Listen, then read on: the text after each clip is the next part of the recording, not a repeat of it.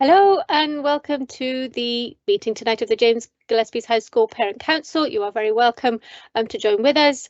I am Hilary Snaith, who the acting co-chair of the Parent Council, and so I'll be sort of introducing what we'll cover this evening, and we'll just get straight into it. I think I've got some slides here which we believe will share okay, so I'm hoping that that is still the case. So Kate, that's them there in the content, and if I make them go full screen, then there we are. So actually that should have been the first one. Yeah, so first of all, to welcome you to the James Gillespie's High School Parent Council. We should hopefully take about an hour this evening. We often overrun, but the intention is nevertheless to keep you for an hour going through what we hope to discuss this evening. So just to briefly tell you what we hope to get through this evening, just a brief report on some of the activities that the Parent Council have been involved in over the last little while since our last meeting, which was the 31st of January. The main feature, though, for this evening is a presentation on the English curriculum from Fia Kirkwood and Susie Sawyers, and we are very grateful that they've given up their time both to prepare their remarks and to come and spend their evening with us. So we're very much looking forward to what they have to say, and I imagine there'll be quite a lot of questions, and we hope that we've given time in the way the evening is arranged that you'll be able to ask any questions. We've also will hear from Zaki Al-Salahi about the activities from the A+ group. They've recently started again, and so he will tell us what they've been doing and their plans for the rest of the session. Neil McCallum, our head teacher, will give updates about what's been going on in the school and will address any of the questions that we've been able to pass to him, but also tell us what news he has from around the school. And throughout the evening, there will be an open Q&A, so please feel free at any point to put your questions into the Q&A section, which you will see in the top bar of the screen there. So I think I have a brief introduction just to remind us that we do our best with the technical stuff. Sometimes things go wrong, and I'm sure that we will get them fixed, but please bear with us if we do have any problems. We use Teams Live for these events, and we sort of have discussed whether this is the best format for online meetings, because we appreciate that you can't speak directly to the audience. You are just in listening mode, and the only interaction is through the Q&A bar. But what this does allow is there are live captions that are available in either English, Polish, Ukrainian, Italian and Urdu and Chinese, which you can access via the settings button, which is a little cog at the bottom of your screen. So if that is useful to you, please do go ahead, and you should see a transcription of what's being said will appear. And actually we've tested it, and it is a pretty good translation. So please do use that if that's useful to you. This meeting is being recorded and will later be posted on the Parent Council YouTube channel. So if you do miss anything or you have to step out at any point, the whole meeting will be available to go back to and refer to if that is something that is useful to you. As I say, anytime, please do put questions in via the Q&A panel. As in previous meetings, you can add a tick or upvote any question that you're particularly interested in. Again, if a question appears in the Q&A that is similar to one that you might ask, then please do give that as an upvote. Now, I just saw, Kate, there, a message, I think that's maybe come through from somebody looking for a link to this meeting. It was shared by the school. So, Kate, if you're able to answer Laura, I can't see the screen properly, but if you're able to send her the link, that'd be helpful. As I say, the meeting should last about an hour, and the Q&A board will close shortly before the end of the meeting. Okay, so just briefly to say what has been going on with Parent Council activities. As I say, our last meeting was on the 31st of January, and there are now draft minutes available on our website, and you can see the website link is listed on the bottom of all the slides if you'd like to go and have a look at those. One of the topics that came up at the previous meeting when we were meeting in the school was about the education budget that City of Edinburgh Council were putting through. There had been proposals which would have seen £8.2 million taken off the budget, which obviously was something that would be very, very detrimental to pupils and families across the city. So there was a lot of action taken ahead of that meeting, which was held in January. The matter then came back to the City Council at a meeting of the full council on the 23rd of February, and the Parent Council had been encouraged to send deputations to councillors and to that meeting to again ask that the education budget be protected. So that the deputation we sent is also available on our website, but in very good news, at that meeting on the 23rd of February, a new budget was proposed, which actually saw an increase of £2 million in the devolved management budget for schools be passed. So that is obviously really good news for this financial year 24-25. It doesn't mean that the problem goes away. Obviously, the City Council has got considerable pressure on its budget, and this will come up again at the next budget consideration. But at least for this year, education has been a budget that has been supported. So we're really pleased that as a Parent Council we were able to get involved in that activity. There have, of course, been engagement with other aspects of the City Council. There has been locality meetings, one on ASN in Mainstream, which members of the council attended, and also the wider North East, South East locality meetings. Again, the minutes and some presentations that were given at those meetings are available for anybody to have a look at now on the Parent Council website. So if you are interested to find out more about what was discussed, including things about attendance policies and inclusion work that the council is doing, all of that is available on our website. It has been discussed, as you'll be aware, at a number of times about the pressure on the school estate, that Gillespie's in particular is bursting at the seams, and there's a lot of pressure for S6 study space, for instance. That was something that the Parent Council has taken up with the City Council in the past, and Neil was again in touch with the City Council to find out a bit more about how that work is going, and you know how they're looking at estate across the city. And apparently there is a citywide review underway. Once that review has been completed, then the officers in the central office will be able to engage with us again about specifically what might be able to be possible at Gillespie's, which is a fudge at the moment because basically we don't know anything, but at least there are lines of communication that are open. They are aware of the issues that we have and are willing to engage with us a little later on in the year. And of course, we'll certainly keep you updated with anything that happens there. There have been a few questions that we will come to this evening during the course of the evening, but these are some of the questions that have come up and that we've discussed with the school. Just after some topics, so timely sharing of information about school trips. We are very aware that school trips are so important to our young people. There's been a lot of changes in the way the school trips have to happen and the processes that for approval, and that sometimes means that information is coming out quite slowly.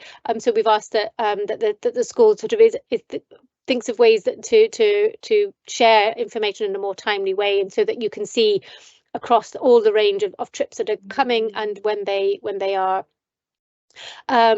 We've also discussed with the school there will be a school survey that's undertaken, and again the Parent Council is going to input into the questions that are asked, to hopefully so that best informs the school about ways to go forward. We heard from Neil at the last meeting about the consultation on the school improvement plan and the school's plans to involve parents, and that's something that we will continue to engage the school with. There are always questions about how parents can have access to teachers for face-to-face meetings and get sort of into the school and feel part of the physical sort of gathering of schools. So whether that's through parent-teacher consultations or curriculum evenings, and again we've discussed the importance of that with the school, and we'll continue to sort of press that for opportunities are presented. I know there are 2 sides or 3 sides even for parent-teacher consultations. Some really love the online, some people really don't and would love the in-person, and some are sort of a mixture of the two. And so obviously the school needs to balance that out, but that is something that we're engaging with them with, so that most people can feel that they're getting something that they would like. There's been discussions about relationships, sexual health and parenthood teaching that happens in the school. There is a project currently underway called The Chat, which engages with parents about how teaching in RHSP is done. If there is a meeting on Thursday morning, which will be held online between 9 and 10 o'clock, which parents are welcome to join with Colin Morrison, who is running the Chat project. So if you're interested to engage with the way in which your young person is taught about RHSP, you're very welcome to attend that meeting. If you would like to attend, I can obviously pass on the link. So please email to the Parent Council to let us know that you would like to join that meeting, and you'll be very welcome. So that's 9 to 10 o'clock on this Thursday morning, the 21st of March. So if you're interested, please do let us know. And lastly, there's been a question about how the canteen, what is available, how parents can find out what's available, and how the prices are. So again, that's something that hopefully Neil will address. And finally, there's a consultation from Disclosure Scotland about whether or not there should be payment, or the way in which the charges will be made for PVG checks, and the Parent Council will be engaged with that. Okay. Finally, just to update you as we need to as part of our duty as a Parent Council on our finances. And again, very many thanks to Kirsten Layton, our fabulous treasurer, for dealing with all the bureaucracy that this entails. So just to say that we have still not received our donation from the City of Edinburgh Council for running of the Parent Council this year, but we should get about £1,500 at some point, and we are just waiting for that to appear. So that means the balance of the Parent Council as of yesterday stands at £647.25p, which is not an enormous amount, but is quite sufficient at this point. The main transactions were from the refreshment stall, money coming in, and from Easy Fundraising. And I would really encourage anybody to link their online spending to Easy Fundraising if they wish. At no cost to yourself. The school, obviously, as you can see there, is getting about £130 since January from people buying things and just going about their online purchasing. So again, there's information about how to link that to your account on the Parent Council website. You can find out more there. The February fundraiser ran obviously in February, and we're still waiting to hear from the school how much that has raised, and we will update you at our next meeting. And finally, you've probably seen on the tickets for things like Spring Fling that there is now a donation for the Parent Council added to all ticket prices. So that means that you get a free tea or coffee and refreshment when you go to the event, and the Parent Council receives the donation, which is a much easier way, we hope, and hopefully people are happy with that. And so far, the positive we've received has been positive. So that's a simple and straightforward way just to add a small amount of money, which will all go into the Small Sums Fund, which is then redistributed out for activities that teachers request in the school. So yeah, we will update you on how those sort of fundraising activities have gone at our next meeting in June. So yes, that's my last slide to say that the next meeting is in person. It'll be in the library on Wednesday, the 5th of June. And we're hoping after that to have some sort of social gathering, because I think that's one of the great things about this, is we can sort of see each other in person and get to know each other a bit. So more details about that will be shared much nearer the time. Okay, that's just our contact details on our website again. And at that, I will end the show and hopefully unshare. I think, Kate, yes, thank you so much. And at that point, if there are any, I don't know, I haven't seen if there are any questions in particular in the chat that have come up. Oh, somebody has said that it's very echoey. I'm not sure what we can do about that at this end. I just apologise to the person who's commented on that. I hope that things get better soon. I'm really sorry that that's the case. Okay, so that's all from me, and so I'd like to pass now to Fia Kirkwood from the English department, who will talk, as you can see, the slides are already there, English at James Gillespie's High School. So thank you so much, Fia. I will pass across to you now.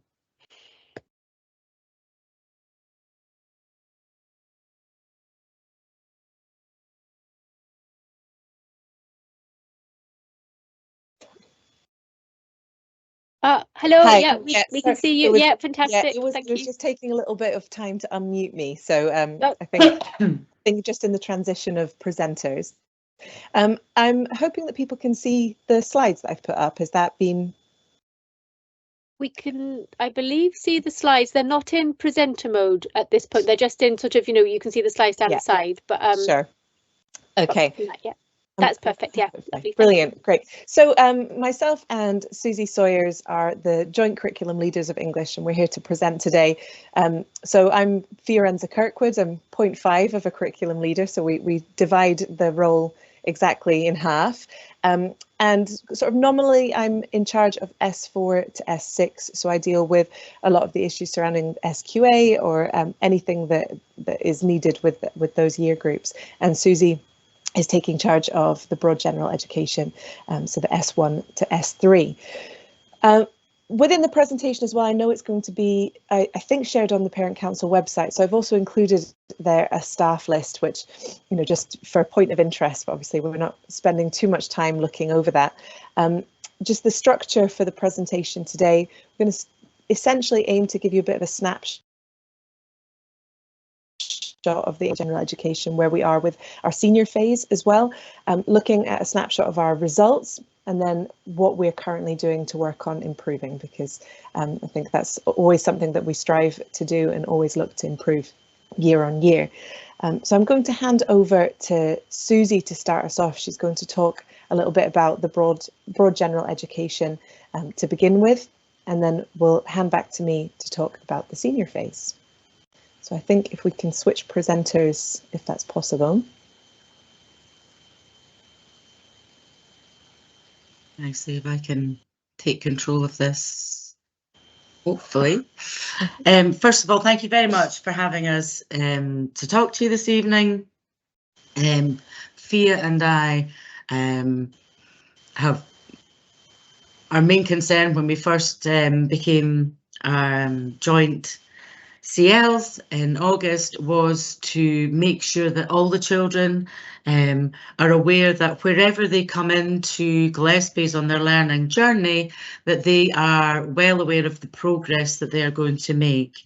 And as you can see from this slide, we have put together a visual, although obviously we have a child-friendly version, really to show the skills that are covered and to show that journey from level 2 right up to advanced higher in S6.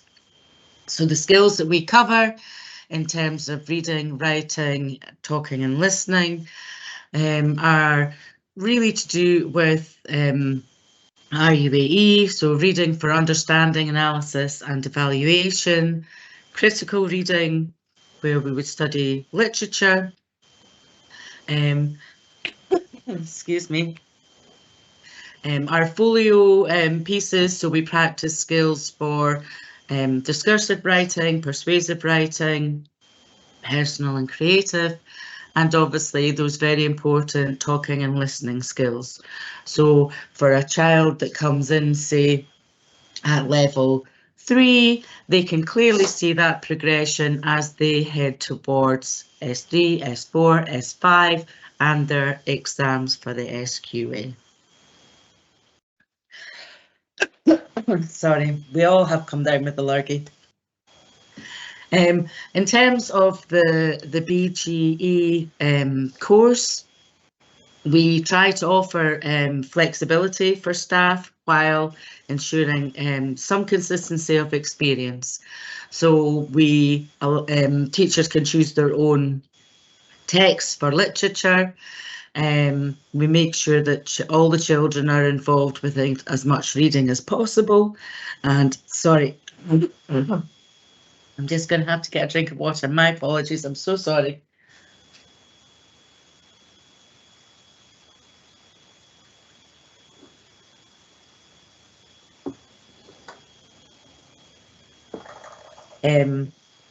Especially as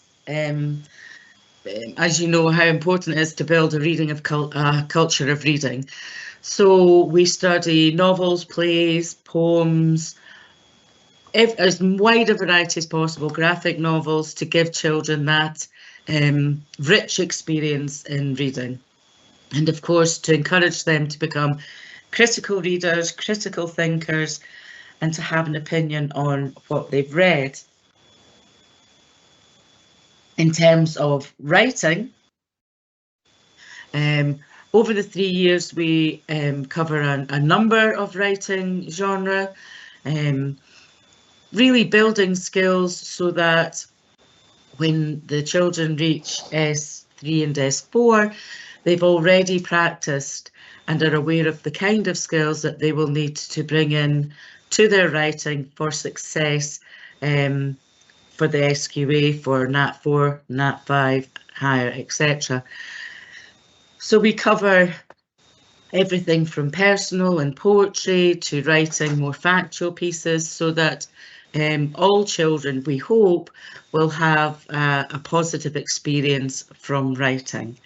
In listening and talking, we do a considerable amount of group work, so that children are discussing things and gaining ideas from each other.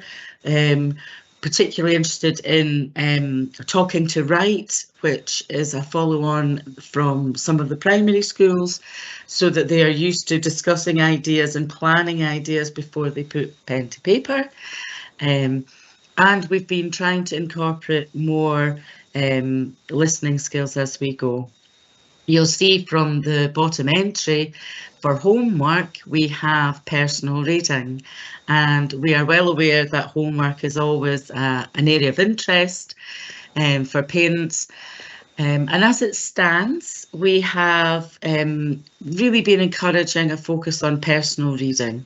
It's such an important skill, as I'm sure Freya will tell you. The SQA recognises for higher, for example, how much reading has an impact on higher results, and particularly in terms of vocabulary and that awareness of language. So we have been focusing on personal reading. However, we are beginning to encourage project work and more creative homework as well. So what we've put up is an example of our long-term curriculum map. We, as a department, had a look at what range of skills we wanted to look at. This one is S1 over the year, but also planning those assessment points so that all staff can have appropriate assessments to refer to when, for example, parents' evenings comes up. And also to give, again, flexibility. We wanted not only to have a thorough curriculum in place, but we wanted to give staff the opportunity to enjoy teaching, to enjoy reading texts just for the experience of reading texts, to give as rich a curriculum as we can. So while this is a helpful guide, quite often staff will want to do a unit that they're particularly interested in, and as you can see towards the end of the year, we do encourage things that are more enrichment based rather than assessment heavy.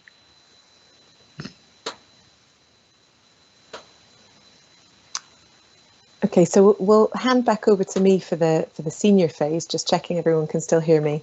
I haven't managed to mute myself, hopefully. So when we're talking about the senior phase, that's S4 to S6, and it really comprises the National 4, National 5, Higher and Advanced Higher, although we have started to bring in some alternative courses, which I'll talk about at the end of the presentation as well. So all of our course outlines for National 4, 5 and Higher and Advanced Higher are available on the school website. So you can find detail about the courses in those, including the texts that are most commonly taught for the set text element as well as the critical essay element. To give a little bit of a results snapshot, I think is important to understand how that's informed our improvement process. So starting with National 4, we actually present relatively few pupils at National 4, although it is a very valuable qualification and something that we do try to ensure that everybody gets through who is not going to quite achieve National 5. We ensure that we're working in close collaboration with Support for Learning as well to ensure that we get the highest possible numbers of pupils to achieve at least a National 4. What we find with our learners, though, is that the majority of them are at the stage of being able to sit National 5 in S4. And last year we presented 237 pupils. That was for the S4 year and included also one senior National 5 class. We have a 99% pass rate for S4 pupils, which is an excellent overall result and very in line with our comparator schools, as well as one of the best in the council. It's a 97 pass rate overall once we also include our senior National 5 class. Of the passes, 51% are a grade A and 24% are a grade B. So our National 5 results are incredibly strong, and it's something that we're very, very proud of, whilst also always looking to see how we can improve. Our higher results, we present 178 pupils last year with a 93% pass rate, which is in line with our comparator schools, as well as being high performing in the council. Of the passes, 48% are achieving an A and 23% achieved a B. So again, very strong results, but always room for improvement, and we'll look at the interventions that myself and Susie are introducing to try to see if we can get those up even further. Advanced higher, for last year we presented 33 pupils. We expect to present a few more this coming year for that, and last year 32 pupils of those 33 passed, with 11 achieving an A and 12 achieving a B, so very, very strong results. What we do with our results analysis in August is we use it to inform improvements across the year and really look at where we can make kind of small incremental gains to ensure the best possible results for our learners and to ensure that we are supporting them in the best possible way. So what we came up with this year and targeted interventions that we've put in this year based on that results analysis was to look at our reading for understanding and analysis and evaluation results. So our results for the critical reading paper for National 5, we have 90% of pupils are achieving over 70% in that paper, whereas the number is a lot lower for the RUAE paper.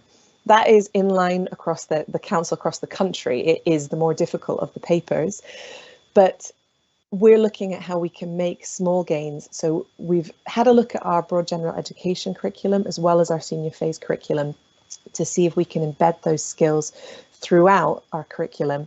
And rather than focusing one unit of work where perhaps maybe we have some absences with pupils, or just at a time of year where maybe there's illness or a little bit less focus, actually trying to more consistently teach these skills throughout the broad general education and the senior phase years, so making sure that it's something that is regularly done.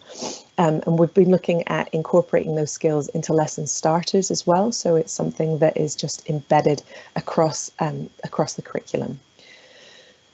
One of the points within the markers report was that they felt that for higher pupils who were performing a little bit or underperforming within the RUAE paper was because of lack of vocabulary.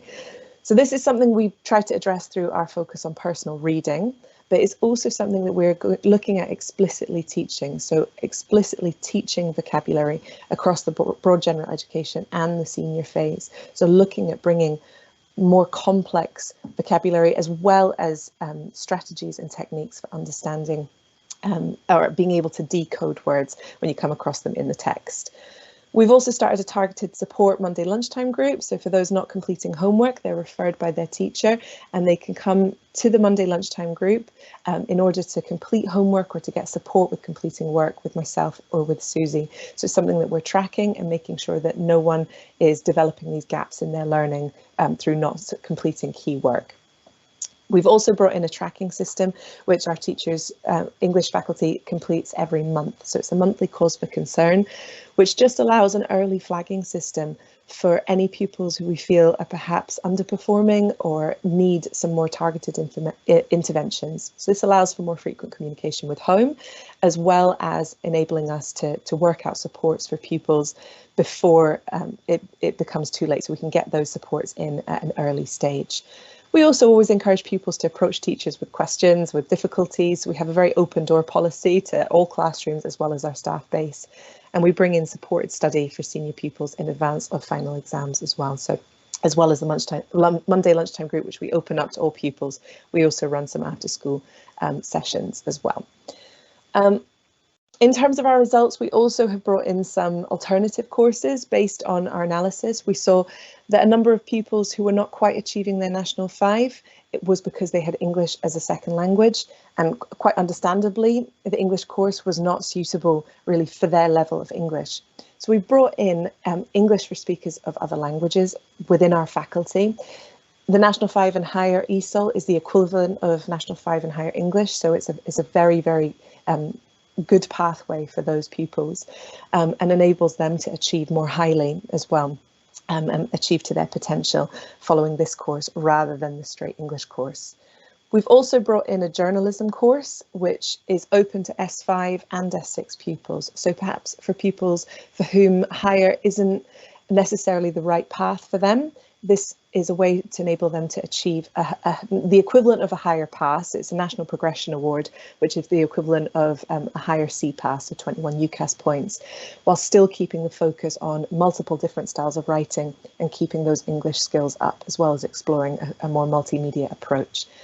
We've also been exploring bringing in a communications course, which is a level 6 or higher alternative, but to higher English, which is potentially to look at allowing pupils a little bit more time to work their way up to higher English while still gaining a qualification.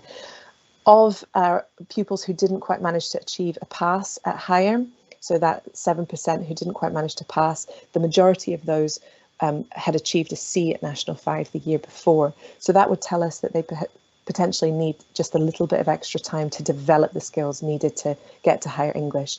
So this communications course just brings in that extra step for them to work on developing their skills while still being in an English class and gaining a qualification as well. I'll pass back over to Susie to have a look at our improvement plan in overall literacy levels as well. We thought it would be helpful to show the kind of data that we are now using to inform all our planning within the department. So we use software within the school called Insight, and it allows us to determine how well not just our own children are doing, but also in terms of our comparators. So what you can see is the top graph, which is our overall, where our success at level 4 outperforms our comparators, and yet you can see at Nat 5 we have a slight margin between ourselves and our virtual comparator. And while our Nat 5 results are very good, we are aware that obviously there is always still work to be done. And we hope that the introduction of the new courses in ESOL particularly will help support all the children with their achievements. In terms of the bottom graph, it shows you our results in terms of pupils who are entitled to free school meals. That is just one of the indicators that we can use so that we can determine whether a particular group or cohort of children needs supporting. And again, you can see our performance in terms of our virtual comparators. So we would look at the data, and we have in our improvement plan put a number of strategies in place to help support all learners, including our targeted interventions. So we have a support group on a Wednesday where teachers identify particular students. They are invited to attend, and parents are informed that the invitation has been sent, so that we have support from home as well, which is very important. We have set up closer links with our colleagues in Support for Learning. So we have a joint OneNote where we can share resources for Nat 4 courses, and for children who perhaps are working elsewhere, they can access the same materials as students in class, albeit within a smaller, more supported setting. So these things have been put in place already. We are in the process at the moment of creating support materials. We very much are putting literacy, as Fia said, not just reading, but also writing skills and vocabulary front and centre. As well as the data, we've noticed that post-COVID, there has been an effect on writing, and for some children a reluctance to write, and we are trying to address that through new materials, through new supports, as well as bringing in more and more opportunities to write, free writing at the beginning of lessons. So up until now, all the BGE students will read at the beginning of a lesson. It allows them to settle in class, and it also allows, when we are changing rooms, the teacher to come to the room to get set up and then to engage in a conversation with the students about what they're reading. We are hoping to widen it up, as Fia said, to vocabulary and free writing and giving them writing opportunities. From the monthly cause for concern, it allows us to track if students are particularly struggling. Sometimes it might flag up pastoral issues, sometimes it can flag up issues with a particular unit, but it allows us to have a much greater overview of where the curriculum's going, and also to put those interventions in place. Just a final note as well to end on some kind of wider enrichment activities that we've been doing within our faculty as well. We have multiple lunchtime clubs and extracurricular opportunities that run, including the Spark, which is our school magazine, and we're going to be joining that up with the journalism course as well to really try to push it this year, to create something that is put out a lot more often, and a chance for pupils to celebrate their writing and their contributions to that. We have local and national competitions, writing competitions, such as the Scottish non-fiction writing competition. We encourage pupils to enter the BBC short story competitions, as well as a number of poetry competitions that we run. Essentially, our enrichment opportunities are to try to enthuse pupils about literature, about writing, about our subject. One that we've been really proud of lately is we're participating in an art project involving the novel 1984, and it's been so positive to see pupils getting genuinely enthusiastic about reading this novel and participating and engaging with literature in this way. And we're hoping to bring in a lot more opportunities like that, and to look for things like author visits, theatre visits as well, to just keep the engagement and excitement up for reading, for writing, for the rich world of literature that there is all around us, and hoping to open these pathways to pupils to continue to access it and to leave James Gillespie's High School with a love of reading is our overall big aim that we would love to see. So we'll open it up now to see if there are any questions that people would like to put in the Q&A panel, or I'll move it back over, but that's essentially it for us. I know that we've overrun slightly, I'm afraid. Sorry, that's English fine. Teachers never stop talking. Well, thank you both so much. That was absolutely super to hear so much about what you're trying to teach, and the different ways that different pupils at different levels can are being supported to improve their English skills. So we do have a few questions, and I think probably it would be useful just to maybe address them now. Then you'll obviously be able to leave a bit later on. So I have ordered them just in the most liked, and so thank you so much for the people that are upvoting questions that they're interested in. So the most popular question actually is says, at primary school pupils were sent home with books to read by themselves. Why does this not happen at James Gillespie's High School? So yeah, if you would be able to comment on, you know, how pupils are supported to read at home, and the access children have to books in the school, which they can then take home to continue that once they are at home. Yeah, so we really push personal reading, and we have weekly sessions where pupils have slots that they can go to the library. We also have the librarians who come to visit the classroom. So the books that would come home with pupils are their personal reading books rather than the class readers.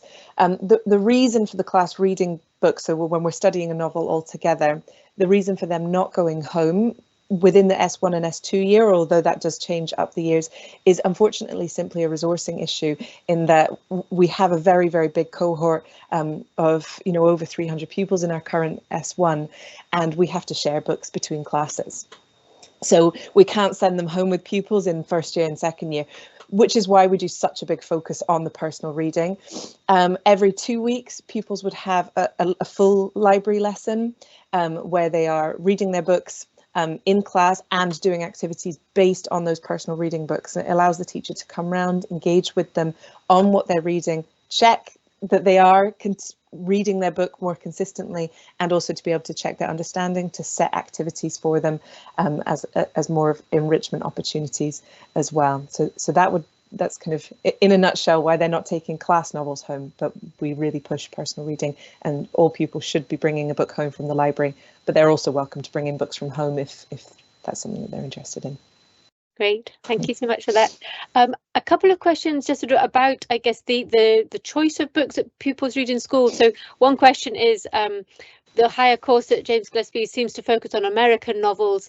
I wonder why we choose American writers rather than modern British writers. And someone else is asking, why are classic texts not studied so much, and who decided this policy? So yes, a question really about what is the choice, and how is that decided, what the set text for each year will be?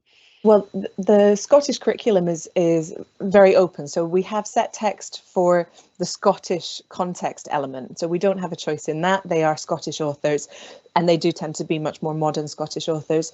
Within the school, we teach quite a large range.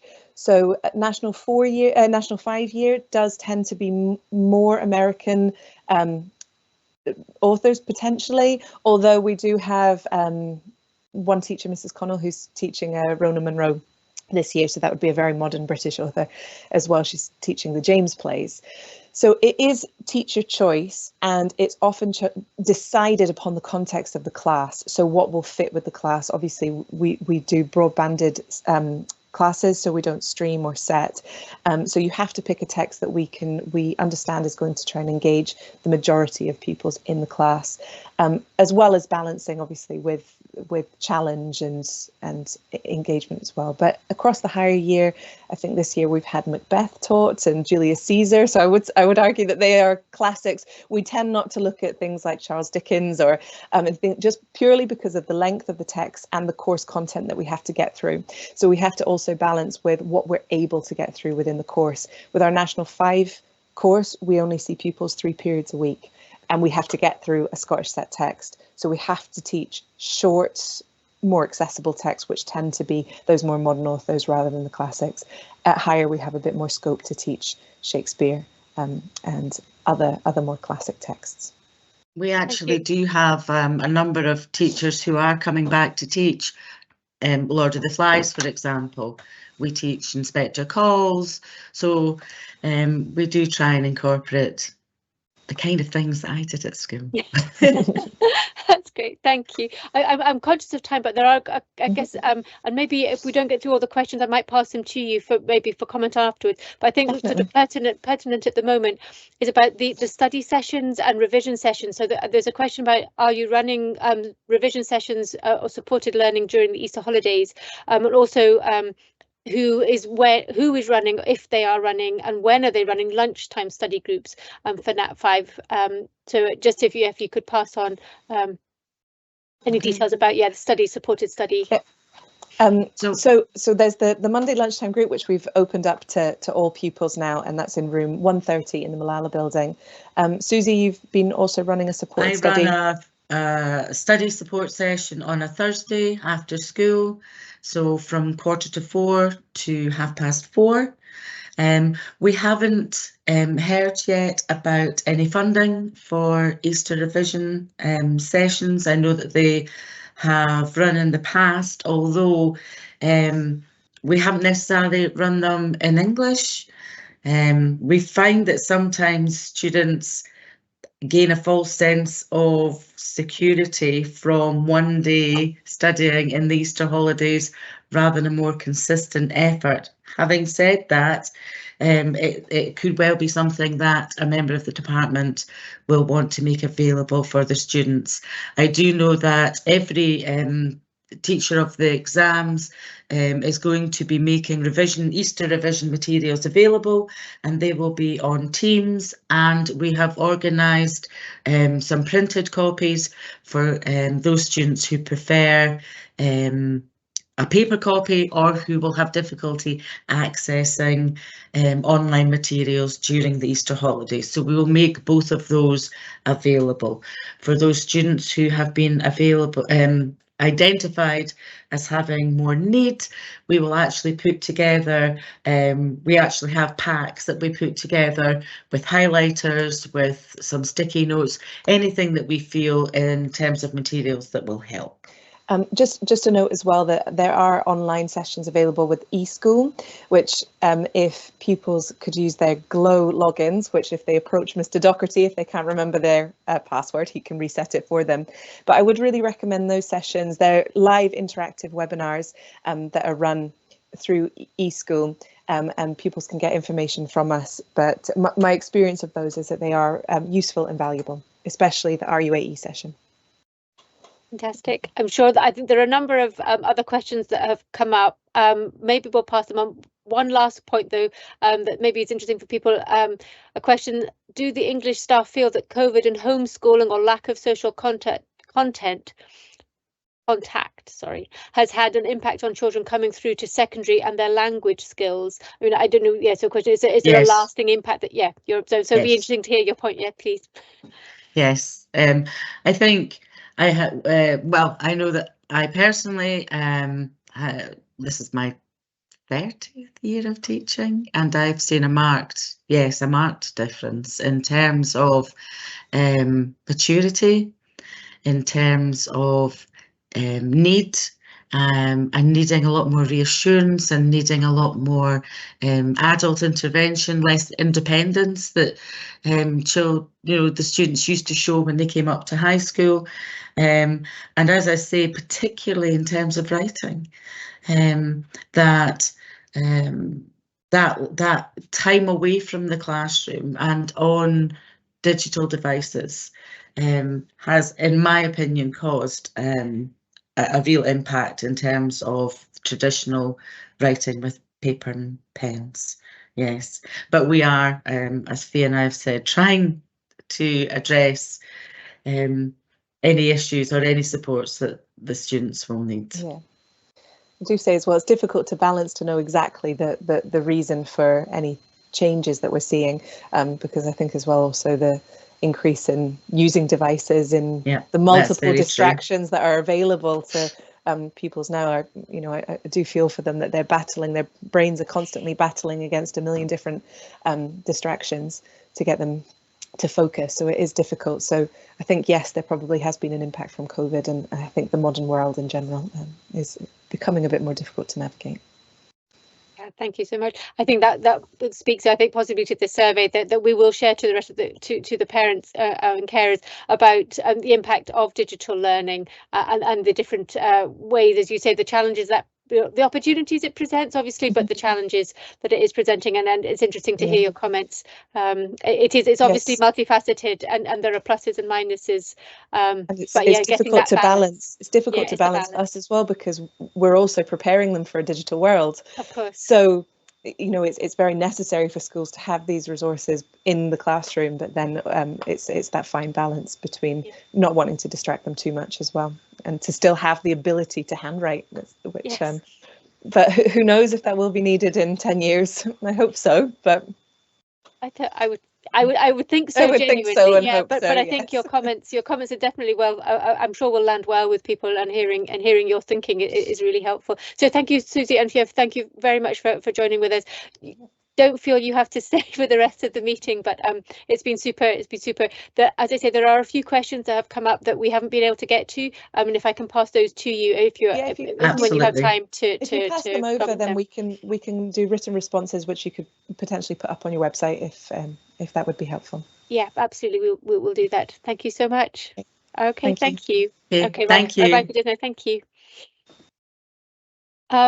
So we shall move on to the next section. So this is to hear from the A+ group, and so Zaki, hopefully you are still with us. I can't quite see on my screen, but hopefully you are here, and hopefully your slides will also appear as you tell us about the work that you've been doing over the last year and the work that's to come as you prepare for the rest of this session. Thank you so much.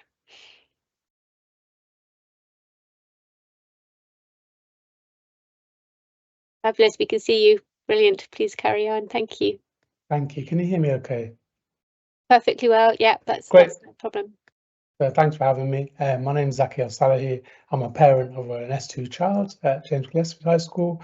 I also have an older child who came through all the years and moved on during the COVID period onto university. I'm really glad to have the opportunity here, thanks with today, to feedback a bit about the A+ group, of which I'm the facilitator. So I'm just going to take you a bit about what we are when we meet, but also a bit about what are the issues and what are the strengths that we're recognising as a group of African, Asian parents and carers, and others with ethnic minority status, and then also some of our white allies who have children. All of us have children at the school. So I'm going to talk you through a bit of that, and then also share some of the recommendations we gave to the school and parent council from the end of last academic year, and just update you as to what people are thinking and raising in the current sessions. So I can't see anybody other than my shared screen, so please do stop me at any point. If there are questions that come up, I'll respond wherever you think is appropriate. I'm really open.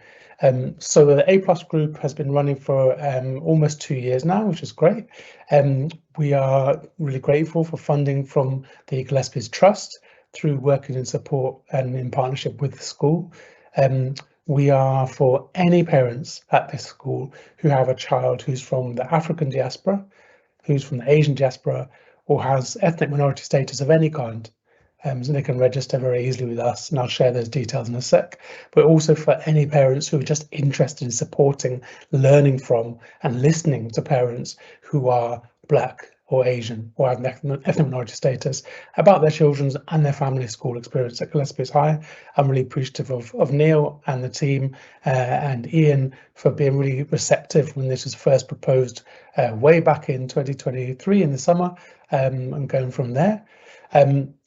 I'm going to just share with you briefly some of the basic details. So we meet once a month, 6 o'clock on Zoom for 1 hour, so it's very brief. It's always at the end of the month. So we're meeting the last Wednesday of the month in March, April and May this year. We'll also have an in-person celebration in June, as that'll mark kind of 2 years of our 2.5 years actually by that time of our work together. And we need something in person because we've always been online, and we're going to fix the date for that soon. Each session has a format that's very specific. So from 6 o'clock, it's what's called a safer space. So we try and provide a space that's only for parents from the Black diaspora, that's the African diaspora, anywhere from Africa, and the Asian diaspora. That's only for those parents. And then we have like 40 minutes together. And then at 6:40, it's an open space where everyone else is welcome to join us, whether you're not Black or Asian, but you're interested in learning from other parents, whether you're another ethnic minority status persons, for example, Jewish members of the community who might look white, but actually deal with a lot of racism, or Eastern European families. So we welcome everybody. It's just for an hour, and so far it's been going really well. And we finish at 7 o'clock, try and finish on the dot. Anyone can join, so you're welcome to join us at some point if you're interested, and I just thought I'd leave my details up there. I'm working as an independent freelance community worker because I'm a parent at the school, but I'm also a community worker with a particular background in equalities and anti-racism and anti-sexism. So I'm really honoured to be funded by the Gillespie's Trust and working with the school. So those are my contact details. By email or WhatsApp, you can register anytime. I'm going to share with you briefly the end of last school year. so end of 2023, we shared some recommendations from the best part of a full calendar year of work. Sorry, the best part of 6 months work. So we started having sessions in January 2023 and finished up in June for a 6-month pilot. And some of the issues that were raised were a lot of strength-based things. I hope you can see this. So a lot of strengths, people recognising individual children's experiences where school staff and support staff are really responsive to them as an individual. Some really proactive additional support needs support, but also things that we saw in the school that are really encouraging. For example, a pro-Black anti-racist youth worker from IYS, Intercultural Youth Scotland, being based in the school. I understand that partnership is continuing, which is brilliant, and also lots of opportunities across the board, which are really creative and supportive. So we always start from strength-based approach, but we also realised there were major issues for a lot of the families who come to this group of being invisible and not particularly valued in terms of the range of cultures, language, nationalities, values and beliefs. We also talked about the evidence of structural racism and structural sexism in terms of what's not taught, what's not noticed, and that's not necessarily specific to Gillespie Fields High School, but it's the school at which our children are at, and some issues in terms of the lack of diversity of race and ethnicity of teaching staff. And again, that's not specific to James Gillespie Fields High School, but it's the school where we're at. We also realised there were massive global issues going on that affected our families. For example, last year was the Sudan war. Currently, of course, it's the war in Palestine, Israel. There are many deeply felt events, particularly the Ukraine war and the Syrian war, which are deeply affecting our children, but they would come home feeling like that's never really talked about in school or didn't relate to the content they were learning. So that was one of the issues we raised. And also kind of an underlying general sense of exclusion from day-to-day school life by these parents and carers in the group. So there were some major issues, and we're really glad to be able to have that conversation with the school and work on that. So we put together some recommendations last summer. I'm going to go through these very briefly, and you can always get a copy of these from the Parent Council website. But they included making sure that we have a group like this that continues this academic year, that we also have a working group within the school that specifically looks at race equality and anti-racism. And I'm pleased to say that that's been the ball starting with that in this later term, but we're working on that with the school. We also said there needs to be like a focus on making the that there is much more partnership working, but also that there's a range of communications, and that languages, particularly working multilingually, happens more often in terms of school communications, in terms of parent council meetings, which is great. We have that facility now via Teams, but also in terms of other platforms that are used, and particularly as most of our members are mothers. The idea of having evening meetings, it was very difficult because often at tea time, particularly now it's Ramadan Kareem to anyone who's celebrating. This is around kind of breaking fast time and prayer time. So it's just thinking carefully about variation in the year to make things as inclusive as possible. But also there was a major part about the Decolonise Curriculum project in the school, and parents really wanted to see, hear and learn about that, and also contribute from their own families to that.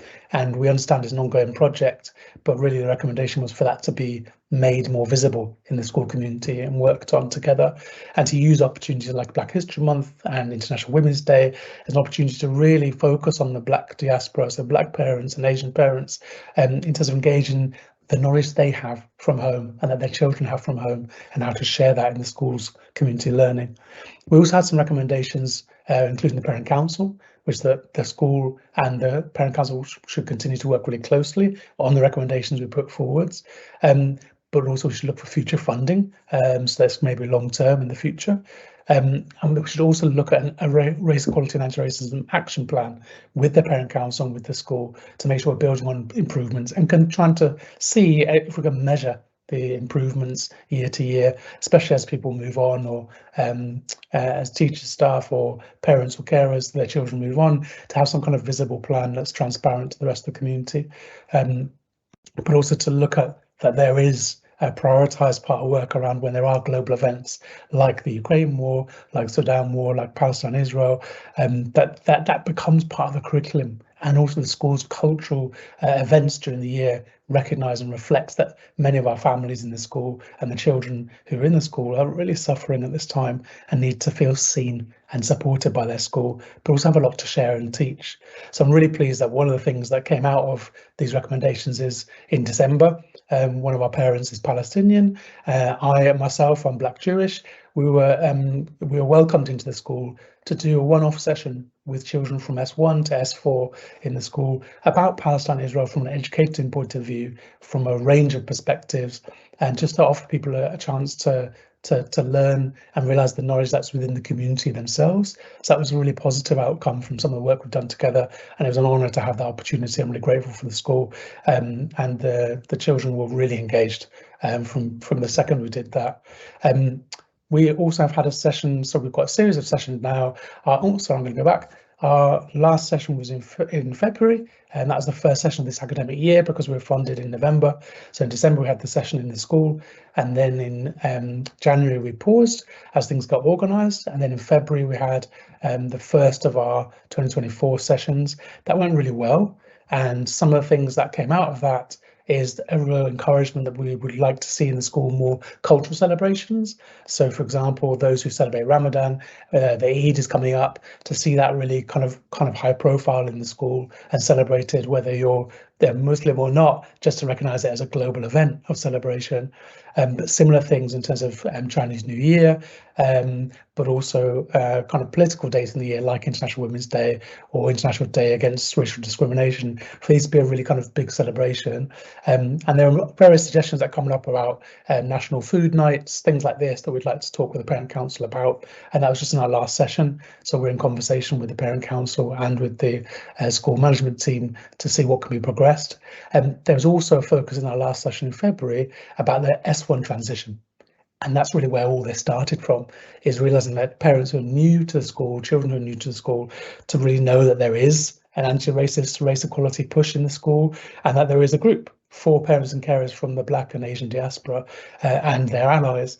So to really make that really visible, but also to address a genuine sense of fear within a lot of families at any high school transition in this city about what does racism look like at high school for my child, and how do I prepare and support my child to feel empowered and knowledgeable about who to go to when these issues come up, but also where's an opportunity for us to share our culture and identity in that transition period and to contribute to becoming a global school, an anti-racist school. So these are some things that come up in February. I'm conscious I'm talking at you, and I'll try and be a little bit fast as I go through this slide. I'm going to skip through this. I want to show you one example. So we use a baseline survey throughout the year. We did this last year at 3 points. We're doing it again this year. So this is in February. Just 4 parents contribute to this baseline survey. The questions are identical every time. So we try and do it quarterly. And it just gives you a wee snapshot of the most recent February 2024, most recent session we ended on doing this survey. And it's just a reflective tool. It's not scientific. It's a kind of loose temperature gauge, but what it helps to see by using anonymous online surveying is just that sense of whether people feel their heritage is visible in the school, whether it's visible and included in the curriculum, whether people know how to challenge racism, and that's something we've done about it if they report it, but also that they feel that they're part of the school community in general and that they're well represented by the Parent Council. So last year we saw a move that was really positive in this, and I hope to see the same this year. Again, it's not scientific. What it is a really helpful temperature gauge and a prompt for conversation. And I'd like to bring your attention just to the middle one in yellow, if you could see that. About my child's heritage is included in the curriculum. That was one of the kind of second to lowest scores. And again, it's a snapshot of 4 parents. But what it tells us is that in the question of whether they see their heritage included in the curriculum, you know, that it's not even don't know, it's disagree or strongly disagree that their child's heritage is included in the curriculum. And I suppose that's something that the A+ group is part of the school's push to make sure that, as well as all the brilliant discretionary options that teachers have within subjects, like we just heard from our English teaching colleagues, that with that discretionary powers that teachers have to ensure that the heritage of their children in their class do feature quite centrally within the curriculum, within their gift what they can do. And so the A+ group is here to learn and support and to push and nudge alongside their school teaching staff, support staff, just to make sure that our school is as global and anti-racist as possible, to reflect exactly what my teaching colleagues just said a second ago, the world that our children are having to navigate at the moment, which is far more complex and challenging than I think many of us ever could have anticipated or experienced ourselves. So I'm going to end there because I'm conscious I've talked for a long time. Very open to any questions at all, and I just encourage you to please think about coming along to one of our sessions on Zoom. The next one is the 27th of March, so Wednesday evening, 6 o'clock on Zoom. Thank you very much. Zaki, thank you so much. That was really insightful, very thoughtful. I think at the moment we don't have any questions for you, but it's just really interesting, and I think you're talking and probably to an audience who are not represented so well in the A+ group. So I think we need to engage, as you say, as a parent council with the members that you're working with, and I would be very pleased to meet with you again, you know, and face to face. I think these sort of meetings are really helpful, but they're not ideal for this sort of discussion. But yes, in the ways in which you would like to see the work that the parent council does and how we can augment and support and have dialogue with you and the other members of the group that you're meeting with on Wednesdays. Yeah, it is really important to be open and thoughtful and inclusive, and I think the work that you do is absolutely invaluable. So thank you for telling us about it and for keeping it something that we are aware of and keeping us sort of to take action, to support and to bring these discussions forward. I'm just there aren't any questions at the moment. If people in the audience do have questions, please feel free to put them in, and we maybe can return to Zaki if other questions are added. I am aware of time at this point, and as I did say at the beginning, and I possibly was foolish to say that we would try to keep this meeting within an hour. And Zaki, well done to you. You managed to keep your meetings within an hour. Well done. We're obviously not so good here. But I will move at this point, I think.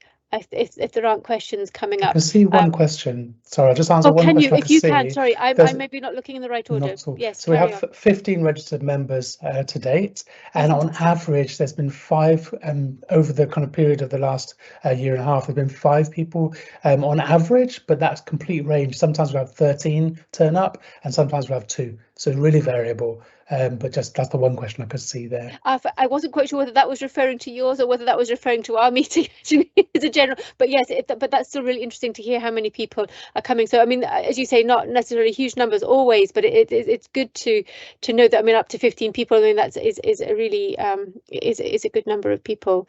And so, as you say, from the baseline last time you had 4 people commenting, and I think seeing that those numbers change, as you said, the views of the people attending it, that's really useful. I'll also just answer one other question which came up there in the questions, and I was like very clearly, we're really clear that we're not a separate parent council.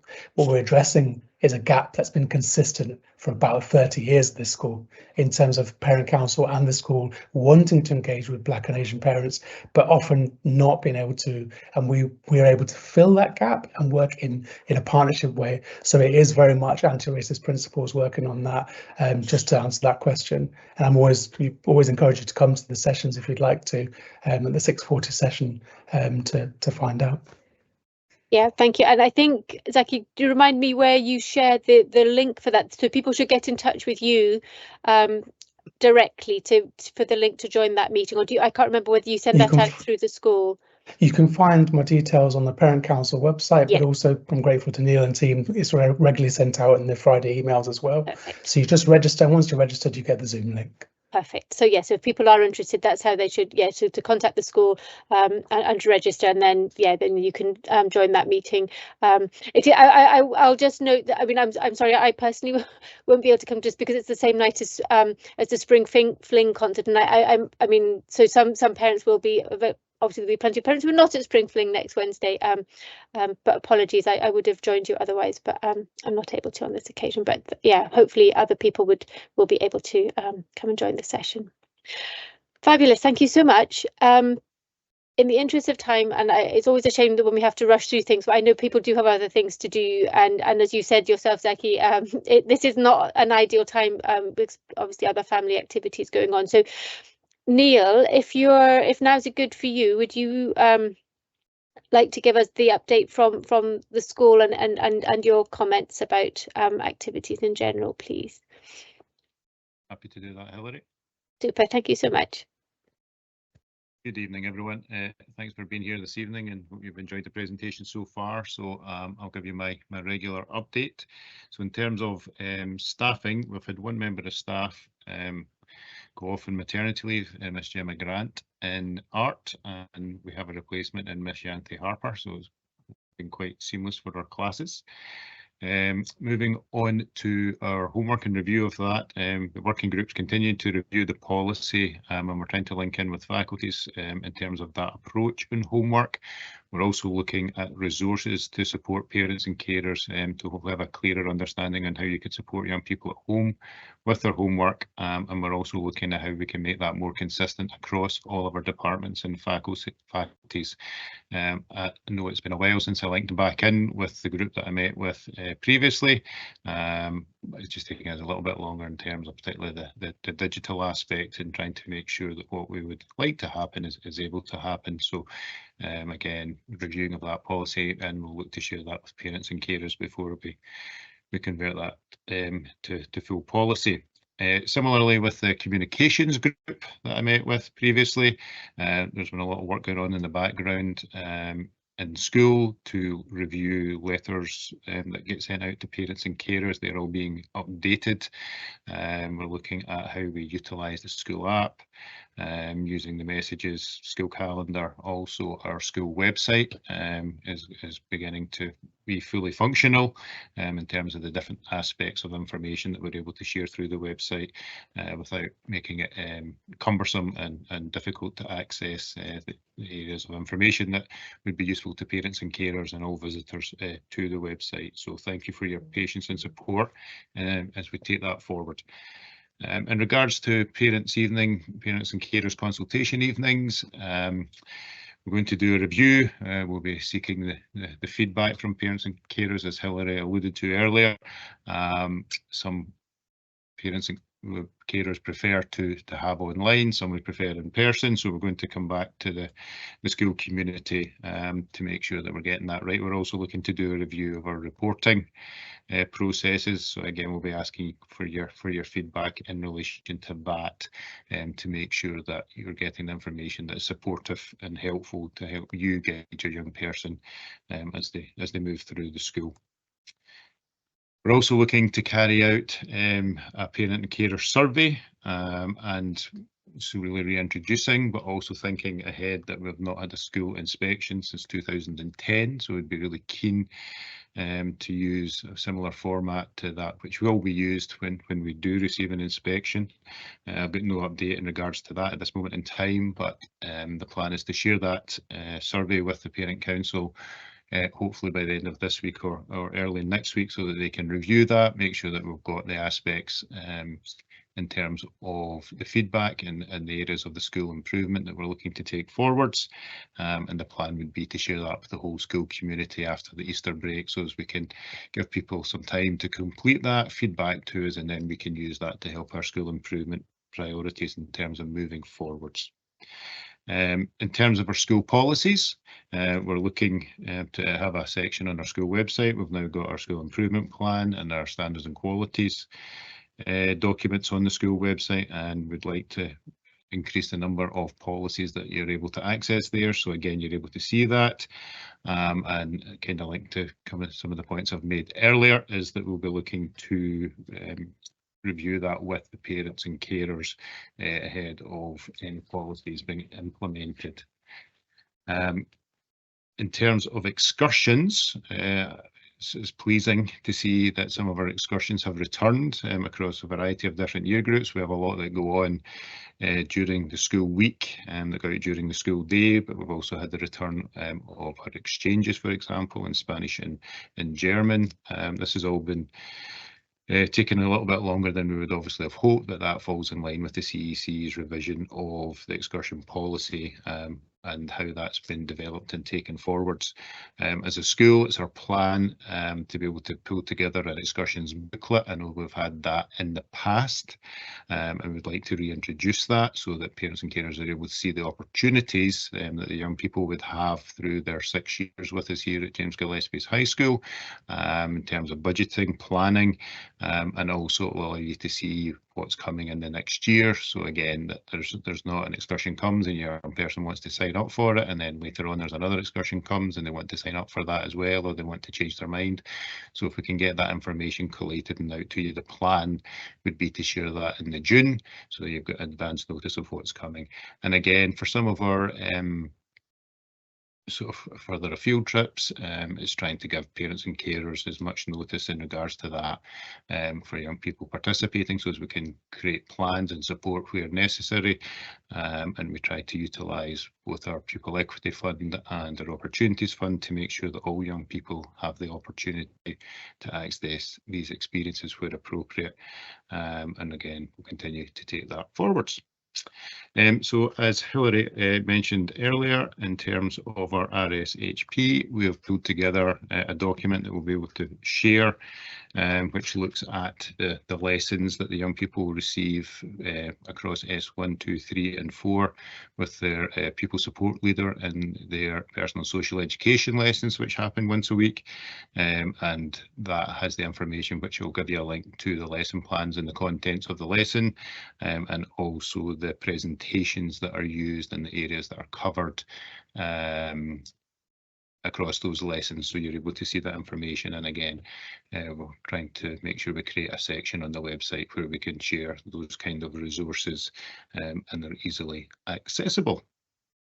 The school dining centre is a cashless catering. It's supposed to be cashless. I know I'm still accepting cash at the moment. I'm certainly keen that where possible, parents and carers are using the Parent Pay app. Again, that lets you see what your young people are spending, when they're spending it, whether they're spending it at break time, whether they're spending it at lunchtime.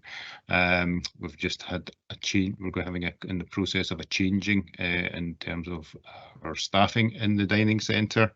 Dining centre offers provision both at break and lunchtime. At break time, there's cold drinks, snacks, hot pastries, for example. At lunchtime, there's a variety of hot meals, as well as sandwiches, cold drinks, pizzas, and a variety of different options for our young people. I'm working with the managers of the dining centre to try and see if we can get some signage that allows all the young people to know exactly what the costs are for the different items that are available, and I'm also seeking to get the information to be able to share that either on the school app or through the school website, and also to share it with parents and carers, so as you can see the menu for each week, if you like, and you can see what's available on the different days and the variety of options that are available for our young people. So again, you know, trying to promote that provision within the school so that everybody is aware of it, and knows how to access that. On Thursday of last week, we had a verification visit in terms of the Rights Respecting School, and I'm pleased to share that we were managed to achieve our silver award. The assessors were very impressed with the amount of work that's been going on by staff and pupils, and trying to take forward being a rights aware school. We've still got areas that we would look to continue to work on. And again, it's really important for us to take the feedback, and we should receive a report in the coming weeks from UNICEF, which will give us guidance as we strive to head towards gold. And again, part of that is working in partnership, trying to increase our pupil voice, and having the young people leading across the school, and also our engagement with parents and carers, as I've alluded to previously and again earlier this evening, about involving parents and carers and guiding us as a school in terms of how we move forwards and trying to make this the best school that we can for all of our young people, to support them to positive destinations, and giving them the skills for life beyond school as well. I'll give some brief summaries of some real successes recently. So we had a number of young people competing in the Scottish Schools Cross Country Championships recently, where there were a number of young people who came home with medals in our under 17 women category, under 15 men's category. There was success and achievements of silver. We also had young people at our European Youth Parliament delegation recently, and they were very successful, and we're the superb winning team, so they'll now progress to the national final. So we're really pleased for them, and as I get more information about when the national final is, I'll share that. F1 in schools national competition, our engineering STEM project. We had 2 teams at the UK national finals in Sheffield last week, and Sterna, which is the name of one of the teams, came second overall in the UK for development class, an incredible achievement for their first year in terms of competing. They also won the UK award for the fastest reaction time and pit display. And then Ventura, our more senior team, won the Scottish Championship title in the professional class, and will be going on to represent James Gillespie's High School in Scotland at the World Finals of F1 schools, and they were also nominated for Research and Development Awards. So fantastic success for both of our teams at the F1 in schools. Our pipe band recently were through at the high school pipe band competition, the Scottish Schools Championships. These were held in Kilmarnock, and there was more than 75 bands competing from all over Scotland. I'm delighted that our band were awarded 4th place in their section, which I know the team were absolutely delighted with, and had a fantastic experience on the day. We've had some real guitar ensemble success as well with our guitar section of the Edinburgh Festival competition, and our guitarists were successful in both open sections, winning the senior guitar ensemble, won the Rita Quinney medal in the open ensemble competition, and have been invited to perform in the prestigious winners concert on Sunday evening in St Cuthbert's Church. And the ensemble rehearses every Thursday from 8 AM to 8:30, so that's a huge commitment from our young people. And one of our S4 pupils won the Norma Quinney medal for an outstanding 15-minute solo recital, receiving glowing comments from the judges, as well as a highly commended in the under 18 category for another one of our S5. So fantastic achievements for our young people. And many of them will be performing at Spring Fling next week. In chess, we've had 2 chess teams, and I'm pleased to say that they managed to win the Lothian secondary chess competition recently, so we'll have a nice trophy to display at the reception of the school, and great success for them, and a really successful competition.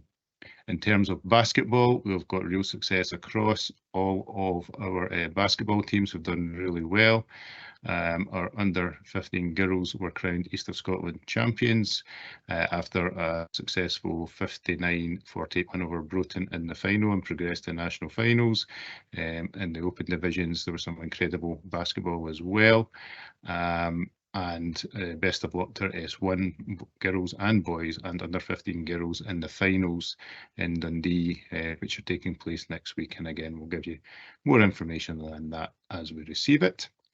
In the British Brain B Neuroscience competition, congratulations to Thomas Hunton S5, who won the British Brain B Neuroscience competition recently in London. Thomas will now go on to represent Britain at the International Brain B Neuroscience competition. And again, once we have more information about that, we'll share that with you. But congratulations to Thomas, and we wish him every success. And finally, we had a team who qualified for the national finals of the UK robotics competition, and we had a team that went down to compete in Telford, and they did incredibly well. They had a very short space of time to pull together, and they managed to finish 5th place overall. Wasn't quite enough to qualify them for the world event in Texas, but for a very new team, having come together really only for a few months, it was a very impressive result, and they managed to design, build, refine and code their robot, and other teams have had the best part of a year to do that. So hopefully we'll see more of the Pulse Robotics team next year, and we hope to take part in the robotics competitions going forwards. And that concludes my update for this evening. Fantastic, Neil. Thank you very much, and great to hear about all the fantastic successes that people have had, but also the other work that's going on in the school. I am, as always, aware of the time. There have been quite a number of questions have come through, a number of questions about, or comments as well, about excursions. So I'm not sure. I think if I try and have the most liked ones, but let me see if I get in the right orders. Yeah, so the most liked one is about trips. So many thanks for bringing back excursions. My S4 son has still not had opportunity to go on any except for D&V, so any plans to focus some of the new excursion joy on those whom the pandemic restrictions particularly affected? I hope so. So yeah, so I don't know whether you can comment on trips for particular years, but I don't. Yeah, so I'll just if you can say anything about that. Absolutely, and obviously we're trying to pull the programme back together. And that's reliant on staff being able to offer those opportunities. I know, for example, our exchanges, the 3 schools that we link in with, were very keen, and obviously we've already had our Spanish partner school come and visit. So a number of the opportunities that are coming up have been for young people who are in S5. We've got pupils who are going to Italy through the geography trip, and also with the CERN trip. And again, we've tried to prioritise those who haven't had opportunities, and moving forwards, we'll not perhaps get those opportunities in the future. So yeah, it's something we're very aware of, and obviously we're very grateful to staff who offer these opportunities, are able to give their time to be able to support these to happen, and I'm very hopeful that will continue to grow over the coming years, that we can certainly get back to a position where all of our young people, but yeah, we are very aware of the impact that the pandemic has had on particular year groups, in particular in terms of the transition from primary into secondary, and subsequently for a number of years. So yeah, we'll certainly try and look at what we can do to support that. Thank you. There's really quite a wide range of different sorts of topic that have come up, but I'll just sort of pick us a few, and then Neil, I think as before, maybe we can pass some of the questions back if we haven't got able to get through all of them, but we'll pass them to you afterwards. But somebody has asked, could there please be a link to the school's mental health Padlet on the school website? It wasn't anywhere I could find it or was able to search for today, which seemed odd. So I don't know whether that's just a comment possibly to take back, that that the information there is accessible to parents. So to pass that one back. There was a comment about, and I think this is possibly related to the English presentation, but possibly in general as well, about feedback in general on their work. A parent of carers said that my child is often unsure about whether their work meets expectations, and whether they're at the bare minimum or exceeding expectations level. And so I think that in general, and I think we've discussed this before at other meetings, that feedback that sort of allows a child to gauge their relative performance as well as their sort of actual level would be super helpful. Yep. Those questions, so I think Zaki has answered some of the questions that have been directed to him, and so I won't pick some of those. But somebody has said, is there about sort of how the decolonizing the curriculum and how different topics are covered? So just a comment to say, is there any particular focus for curriculum changes in terms of subjects or topics? I'd personally love to see more post-colonial literature in English and less focus on Germany in history. So I guess these are issues that obviously have to be weighed out against what's required to be taught. But I mean, it's good to open discussion, and I'm sure it's good to see that Zaki's commented that Mr. Porter is working with the qualities groupings to try and address some of those issues. There's a question here which is slightly concerning, but I think it's relevant. Somebody has asked, are police always involved if a young person has a knife at school? So I don't know whether that's relating to a particular incident they're aware of, but I guess it would be good just to get the school's comment on sort of weapons in general. It's obviously would be a source of great concern. Yeah, I mean, obviously every situation is different, but the approach with knives, not just within a school, but within society, as it's a zero tolerance. You can't carry a knife for self-defense. That's not a reason to carry a knife. So I would say that if a young person was to bring an implement into school, then yeah, absolutely, that we would be involving the police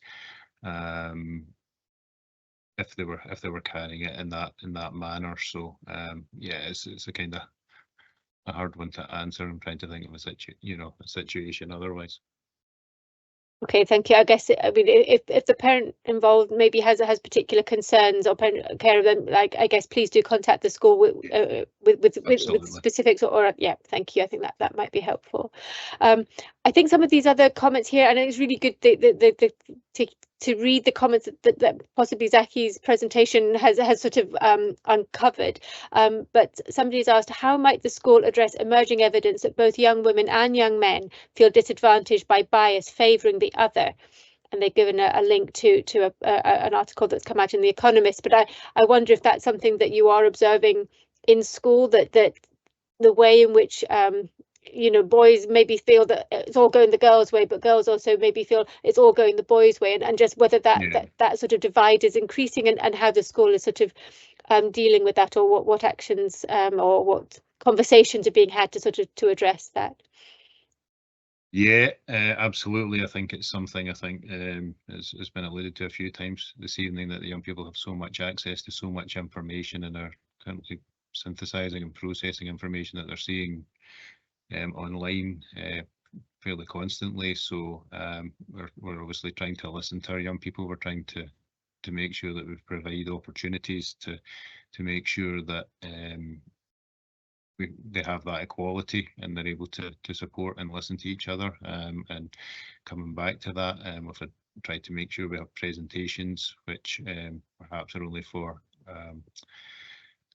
the different sections of our school community, so that they have an understanding, and they're able to have those conversations and open up and be open and reflective and honest. And we are linking in with both Glasgow and Edinburgh University in terms of some of the research projects, to try and make sure that we can gather data through questionnaires and focus groups that link in with them in terms of our school perspective, which support them in terms of trying to gain research on a national perspective. So yeah, it is something that we are aware of, and again, we're trying to make sure that we give them the best support and education in that regard. Thank you. I mean, I think it's a huge topic, and it's not something that any one intervention, but it's really good that those conversations are being had, and that it's identified as something that pupils need support with. So yeah, it's great to hear the school dealing with that. I'm aware that we've run now for an hour and a half, so I think we'll draw it to a close. I just want to sort of, the last comment just to make is sort of the other two most liked comments that we've had, well, other than the reading one, which was the most liked comment, but the last two about to thank Zaki and the work of the A+ group, and the acknowledgement of the really important conversations that you're having with throughout the community, and yes, and to reiterate the work that needs to be done, and the support that the Parent Council can give to you, Zaki, and the group, to sort of have those conversations and sort of work better with the school to ensure that those conversations are had more broadly is really important. So thank you to the people who've made those comments. There is a comment. I'm just in the interest of fairness about quoting about it. The last one about Women's History Month, and could we have some quotes in the Friday newsletter that are more chiming in with the achievements of great women? And there are some suggestions made there which I can pass to you, Neil. But I think the idea the final quote to point about other people who have also made great achievement. There, fantastic. I think. I'm presuming that the questions are now closed, and I hope that has answered everybody's questions. But we will go through. We can download all the questions that have been asked, and if there are any points that weren't covered, we'll pass those to the school for their comment. The presentations that have been given today will be shared on our news on the Parent Council website in due course, and the recording will be put onto YouTube, and again the link to that will be put onto our website. So you'll be able to gather any information that may have been missed or that you want to read in more detail.